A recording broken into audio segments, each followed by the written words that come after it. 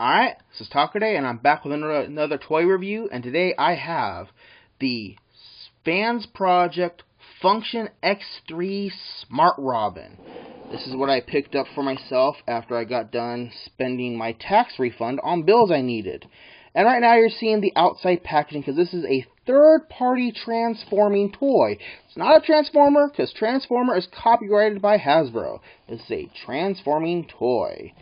And as you can see, the packaging is very nicely arced, very nicely done with all these diagrams of the figure, nice logo on the front, and you slide this slipcover off, and you open it up, and there we have Smart Robin inside.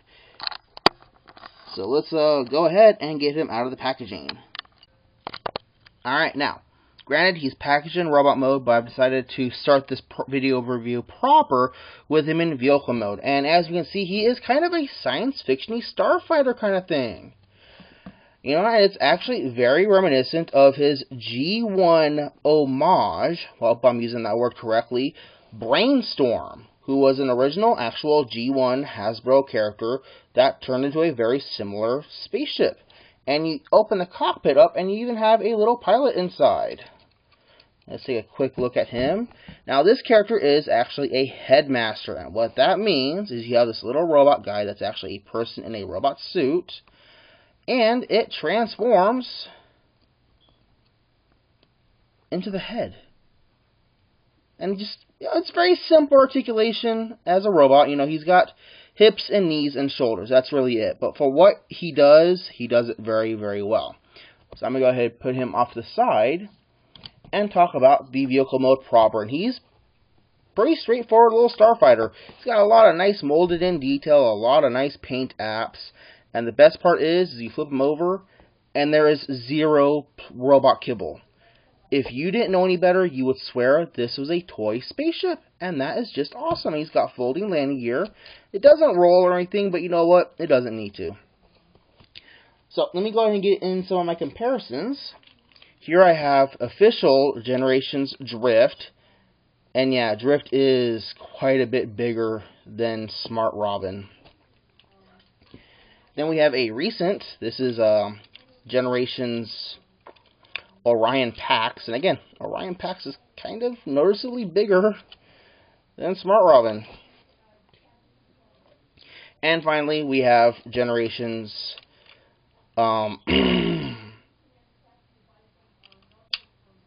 Springer. There we go. Don't know why I forgot his name suddenly. So, but I do really, really like this guy. So let's go ahead and get into transformation. What we're going to do is you can come back here and fold these little engine things back. You're going to pull these up and out, and those will fold into the hands. And the joints on this guy are unbelievably stiff all over. And kind of wiggle this part loose here, and then turn it backwards like this, and close these panels up here on the side because the fist actually went into those panels. So, turn them around like this, bring down these parts here, and these become the legs. And then the wings actually do something really interesting here, okay? You fold them in like this, then you push this hinge all the way around and in, and that becomes the foot. So, same thing over here. Yeah, bring it all the way over. You're gonna fold it around like that, and push it all the way back in, and there you have his legs. You're going to want to turn him at the waist, and he does get noticeably taller, so let's adjust that camera. Now, this is actually the best part, okay? You're going to take the cockpit cover, spin it around like this, and then you're going to break the chest apart and accordion the whole thing down. And while you're doing that, you're going to want to fold the nose cone back. And on the back panel here, there's a little tab that goes into a screw hole as you push it down. And that locks it all in place. And keep the cockpit open. Push that up. Lock it in place. Fold down the backpack. Straighten the arms. There we go. And then take your shoulder panels and flip them up like so. And then we take his little robot buddy here, and you put his arms at his side. You want to use the ab crunch right here to fold it down, then fold his hips down, and then fold the legs up, and make sure the top of his helmet locks in place. And this just pegs right in up here. And there we have Smart Robin. And actually, Smart Robin is actually an anagram where you switch the letters around for Brainstorm, the original character. So let's go ahead and get my comparisons out of the way. Here he is next to Generations Drift. And he's about a little bit taller. Just so. I'm going to put, no, I'm sorry, that's Blur. We'll put Blur in the background there. And bring in Generations Orion Pax. And again, he's a good noticeably taller than Orion Pax. And now let's go ahead and bring in Generations Springer. And Springer pretty much towers over Smart Robin. So, yeah. And I'm going to go ahead and put these guys in the background for right now while I talk about Smart Robin himself. I love this robot mode. Old G1 styling to him, and it looks beautiful. The kind of sneaky thing about him, though, is that since he's old G1 and blocky with all these sharp curves, his joints get hidden very well. And you really almost don't think he's as posable as he is, but he's got ball-jointed shoulders, which are kind of hindered by this armor up here, but you can easily just fold that armor down for some poses, and there you go. You have an upper arm swivel. You have a 90-degree elbow, but it can extend out for some double-jointed elbow action, which is really great. The head is on a swivel, but it is going to bump into the back paneling once in a while, so be aware of that. The waist is swiveled. The hips are very tight ball joint. He's got an upper thigh swivel. He's got a huge knee bend. He's got a forward and backward swivel on the ankles and ball jointed toes. And because of all this jointage, you can get him into some insanely expressive poses. I like these poses. This guy is posable for hours on end. And of course, every Transformer needs his guns, right? Well, you pop off his fins here,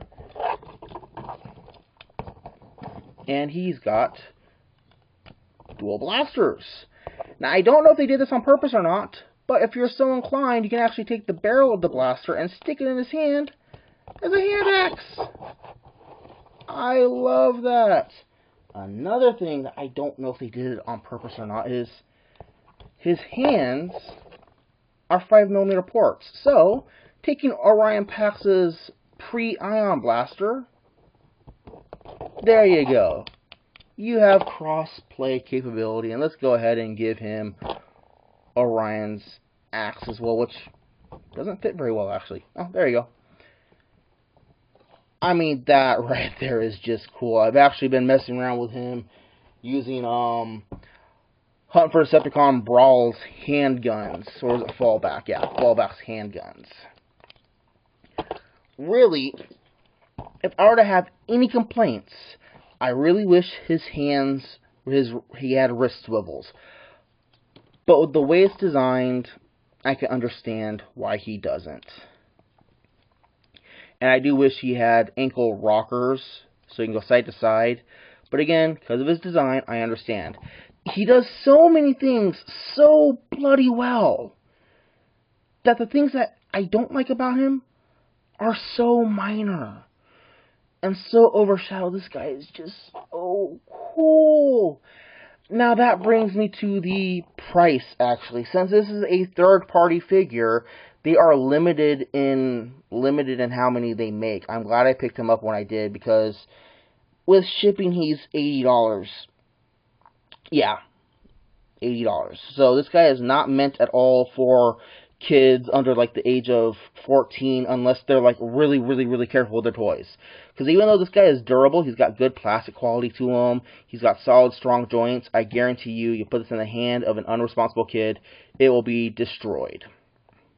Now, that's actually why I've been focusing on the size comparisons, because He's somewhere between a Deluxe and a Voyager, and he's 4 times more expensive than a Voyager. That Voyager was $20, he was $80. So be massively aware of the price when you buy him. However, the one golden ray is that if you pick him up now, and by the time this video goes up, he might be out of stock, so I'll be sure to put a link down below if you want to go get him at Big Bad Toy Store.